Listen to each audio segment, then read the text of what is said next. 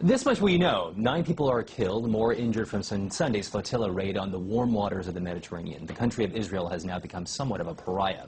But, and this is a big but, there's still much unknown about what exactly happened during those pre-dawn hours. To cordially discuss this, Daniel Pollack of the Zionist Organization of America, and from New York, Norman Finkelstein, author of A Farewell to Israel, The Coming Breakup of American Zionism. Now, Mr. Finkelstein, I'm going to go ahead and go straight to you first, if that's okay.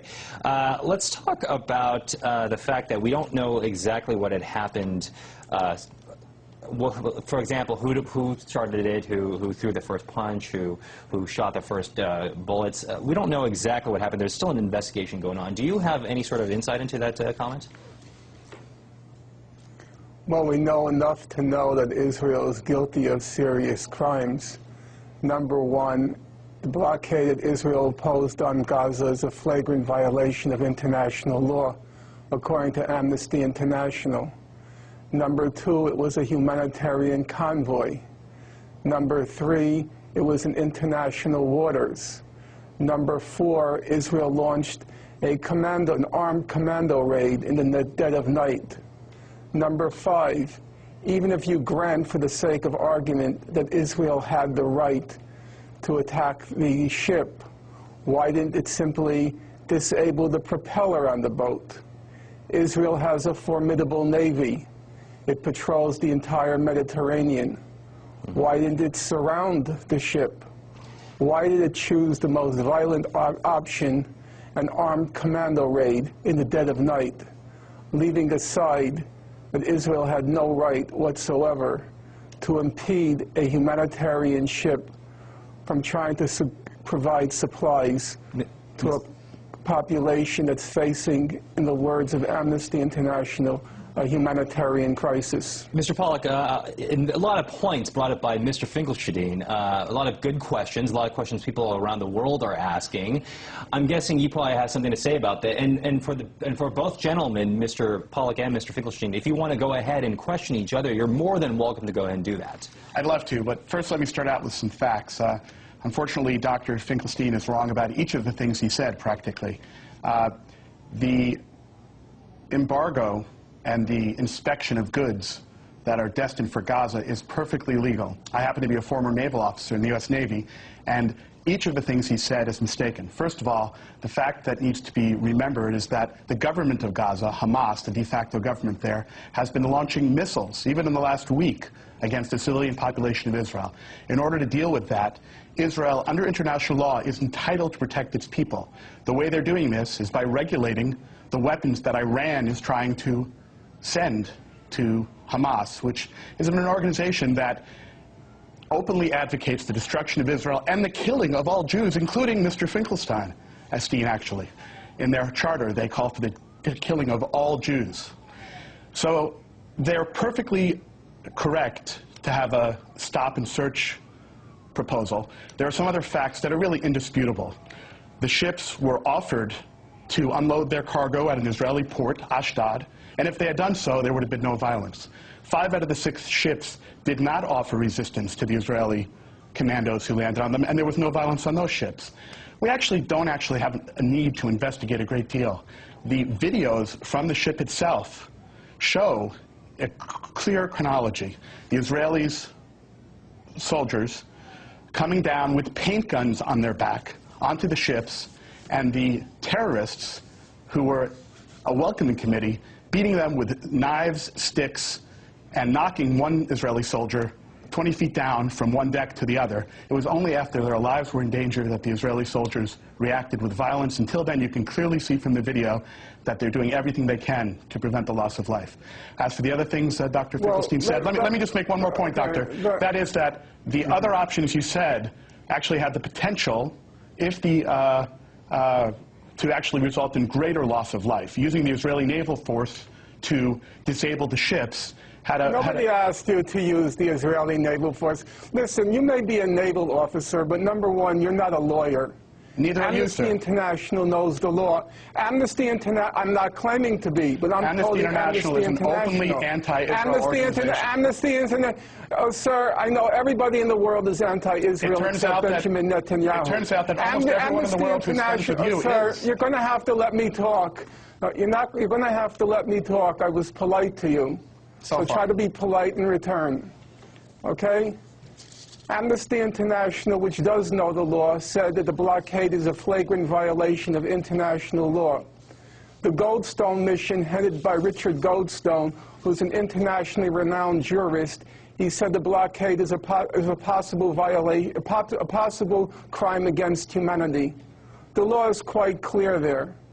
Now, as to what happened on that night in the flotilla, you say the videos show clearly this and the videos show clearly that. Whose videos? There were many people on that boat. Why were their camera equipment confiscated? Why were their videos confiscated? Why was their photographic evidence confiscated? May I answer? What we have is the Israeli version of what happened. We don't yet have the videos, but we might tomorrow. We don't yet have the version or the video evidence from the passengers on the boat. Actually, if Israel has nothing to hide, if Israel has nothing to hide, why did it seize all the photographic evidence of the passengers on the ship? It seized Let's look at another question, sir, Mr. Naval Officer. Let's look at another question. The Israelis claim that the commandos were shocked, they were surprised at the resistance, that they didn't expect any resistance, and that's why the melee happened. Well, if that's true, they expected no resistance, then why did they launch an armed commando raid in the dead of night? Why didn't they simply board the ship in broad daylight? If they really expected no resistance, they could have just come up to the boat and boarded. Does the Israeli claim make any sense? Let me Let's look at another one of the Israeli claims. Let me answer these. Yeah, let's look at another one. Okay, go ahead. The first thing is about the videos. It is clear because these things have timestamps. In fact, the people on the boats were in contact and released videos during the attack. We have numerous videos taken from on board from the people who were involved in the mission. But it's very clear, the answer to your question, that were confiscated. And it's very clear why the videos were taken, because before the evidence that shows the actual sequence of events can be doctored or destroyed. That's why the Israelis did it. And it's a fairly... Oh, is that why? Yes, sir. Is that why? Because they wanted to preserve the evidence. Well, they actually have shown the videos... Do you think it's possible they seized it because they wanted to destroy the evidence? That's not possible. I don't know if you've seen... Israel couldn't possibly do that. There's no doubt these guys are rappelling haven't seen down the from a evidence. helicopter.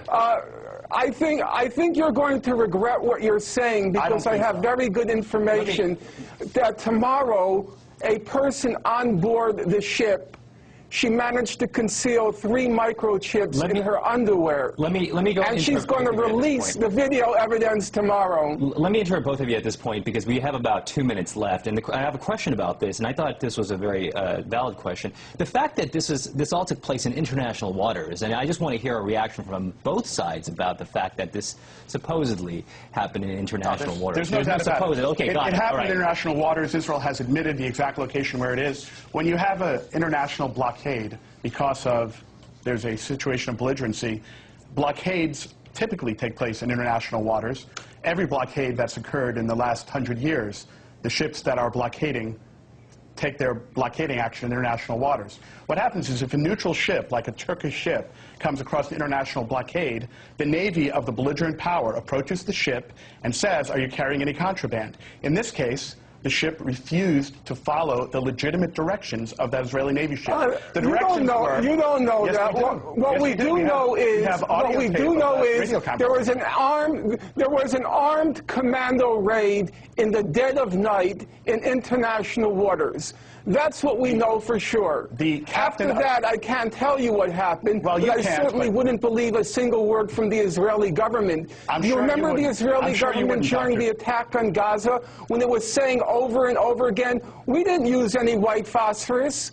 We're not using any white phosphorus. Do you remember that? I do. The same Israeli government which lies and lies and lies again, and then relies on people like you to repeat the lies while they try to seize and then destroy the evidence. You know, Doctor, and you you're expect entitled me, to your you own expect opinion. the listeners. You're entitled to your own opinion, but you're sir, not I'm entitled to your repeating own the facts. Didn't Israel say during the Gaza massacre that it wasn't using white phosphorus, or have you forgotten? You're wrong about the white phosphorus as well.